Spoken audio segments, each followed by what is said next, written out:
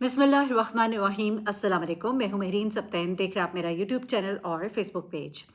नाज़रीन, गुजरांवाला का इलाका है अलीपुर चट्टा और यहाँ पर एक ख़ानदान है और इस ख़ानदान में एक साहब जिनका नाम मंशा है, उनकी बीवी है नाज़िया और शादीशुदा ज़िंदगी को उनके 5 साल गुज़र चुके हैं, लेकिन उनकी कोई औलाद नहीं थी।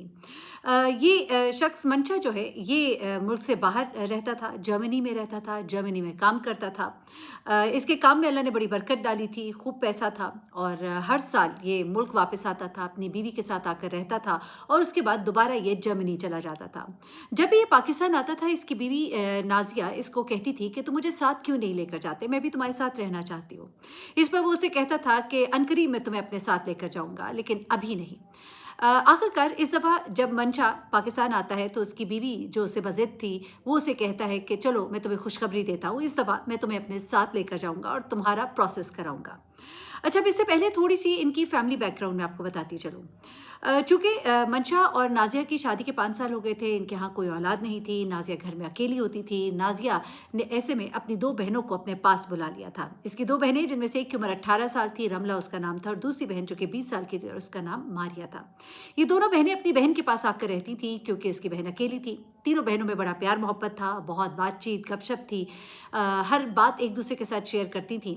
शौहर भी जब पैसे अपनी बीवी को भिजवाता था और घर में माशाल्लाह पैसे की अच्छी फरावानी थी, तो वो अपनी बीवी को साथ ही रमला और मारिया के लिए भी पैसे भिजवाता था कि उनके लिए भी कपड़े ले लो, क्योंकि उसे पता था कि इन बहनों का बड़ा प्यार है, मिलकर रहती हैं और अच्छी बात है। मेरी बीवी का साथ देती हैं, उसके साथ रह रही हैं और उसका ख़्याल रखती हैं, तो अच्छी बात है, ये यहाँ पर रहती रहे, मैं यहाँ नहीं होता तो उसको एक कंपनी मिली रहेगी। इस तरह से ये एक हैपीली मैरिड फैमिली बज़ाहिर दिखाई देती थी और मंशा जब भी मुल्क आता था तो ये दोनों बहनें जो हैं कुछ दिन तो यहाँ रहती और फिर वापस अपने घर चली जाती थीं।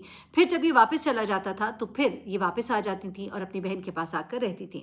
नाज़िया जो कि जर्मनी जाना चाहती थी और बार-बार अपने शौहर के पीछे पड़ी रहती थी, तो इस दफ़ा वो बहुत खुश थी क्योंकि उसके शौहर ने उसको ये कहा था कि इस दफ़ा मैं तुम्हें अपने साथ लेकर जाऊँगा। उसके बाद मंशा ने ट्रैवल एजेंट को बुलाया, कागज़ात तैयार कराए और कहा सिर्फ़ तुम्हें ही नहीं बल्कि तुम्हारी दोनों बहनों को भी साथ लेकर जाऊँगा। इस बात पर तो वो खुशी से फूले ना समा रही थी क्योंकि उसे ये भी था कि अगर मैं जर्मनी जाऊँगी तो वहाँ पर मैं अकेले कैसे रहूँगी। शौहर ने उसको बताया हुआ था कि मैं सुबह के वक़्त नौकरी पर जाता हूँ और मैं शाम को देर से वापस आता हूँ।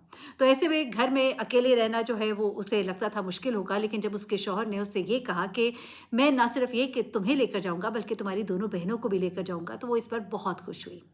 उसके बाद इसने ट्रैवल एजेंट को बुलाया, इन सब के शनाख्ती कार्ड, कागज़ात सब जो है वो दिए और उसके बाद कागज़ात तैयारी के मराहिल में गए।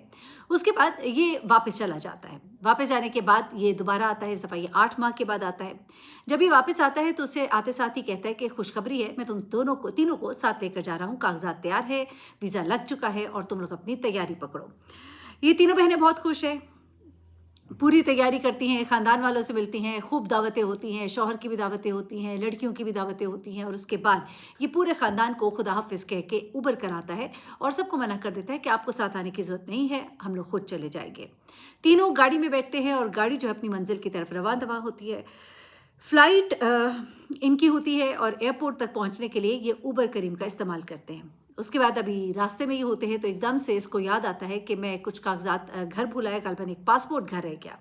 इस पर वो परेशान होता है और कहता है कि ऐसा करते हैं, करीब ही में मेरे भाई का घर है, मैं इन दोनों को यहाँ पर उतारता हूँ और हम जल्दी से जाते हैं और लेकर आ जाते हैं। अच्छा, अब ये दोनों बहनों को यहाँ पर अपने भाई के घर उतारता है और वापस घर जाता है और घर जाते साथ ही बीवी से कहता है फटाफट पासपोर्ट ढूँढो। पासपोर्ट ढूँढने के बाद ये कमरे में चला जाता है और बीवी को आवाज़ देता है कि मुझे पासपोर्ट मिल गया, ज़रा अंदर आओ, ये पकड़ो। बीवी जो है वो अंदर कमरे में जाती है तो इसने सामने पिस्तौल पकड़ी होती है, गोली मारता है और उसके बाद उसकी लाश को उठाता है, अपनी गाड़ी की डिग्गी में डालता है और उसके बाद उसको लेकर गाड़ी में एक ख़ास मुकाम पर पहुंचता है जिसका उसने पहले से ही सोच रखा था। उस जगह पर जाकर वो इसको फेंकता है और फेंकने के बाद ये वहाँ से आगे चला जाता है उस घर की तरफ जहाँ पर कि उसने 2 बहनों को छोड़ा था। वो घर जो इसके भाई का था जहाँ पर कि पहले से इसके 2 भतीजे दाऊद और सुभान मौजूद थे। दाऊद और सुभान मिलकर तीनों ये इन दोनों लड़कियों को भी कत्ल करते हैं और उनकी लाशें हाफजाबाद की नहर में फेंक देते हैं, जबकि अपनी बीवी की लाश को जब ये गाड़ी की डिग्गी में रखता है तो उसके बाद वो इसको रसूल नगर लेके जाता है और सुनसान इलाके में फेंक देता है। लड़कियों की लाश को दरिया में फेंका जाता है, नहर में फेंका जाता है और उसके बाद वो आराम से बाहर निकलता है और आधे घंटे में उसकी टाइम था कि उसको, ज़ाहिर-सी बात है आपको पता है बैरून मुल्क प्रवास करने से पहले 3 घंटे पहले आपको एयरपोर्ट पर पहुंचना होता है। तो वो ये काम करने के बाद, यानी कि बाकी 2 बहनों को भी ठिकाने लगाने के बाद ये एयरपोर्ट पहुंचता है और बड़े ही सफाई के साथ ये जहाज़ में सवार होकर जर्मनी रवाना हो जाता है। अब ये जो खातून जिसकी लाश जिसकी लाश फेंकी गई थी रसूल नगर में, उसकी लाश को वहाँ से कुछ राहगीर गुजर रहे होते हैं, देखते हैं, पुलिस को इत्तला की जाती है, पुलिस वहाँ पर पहुँचती है, वहाँ पर पहुँचकर लाश को तहवील में लिया जाता है और उसके फिंगरप्रिंट से पता लगता है कि ये नाज़िया नामी लड़की की है। नाज़िया के घर का पता निकाला जाता है और नाज़िया के घर पहुँचते हैं।